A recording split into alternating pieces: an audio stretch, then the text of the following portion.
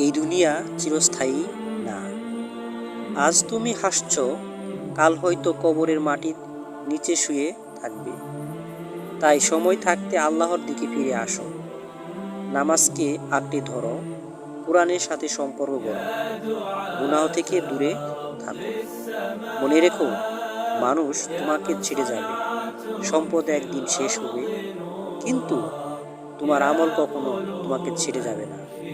আল্লাহ বলেন, নিশ্চয় কষ্টের সাথে স্বস্তি রয়েছে। আল কুরআন। তুমি এখন যে কষ্টে আছো, হয়তো সেটাই তোমাকে আল্লাহর আরো কাছে নিয়ে যাচ্ছে। হাল ছেড়ো না। রাত যত গভীর হয়, ফজর তত কাছাকাছি আসে। আজ থেকেই বদলানোর নিয়ত করো, কারণ জান্নাত দুর্বলদের জন্য নয়, জান্নাত তাদের জন্য যারা আল্লাহর জন্য নিজের নফসের বিরুদ্ধে লড়াই করে।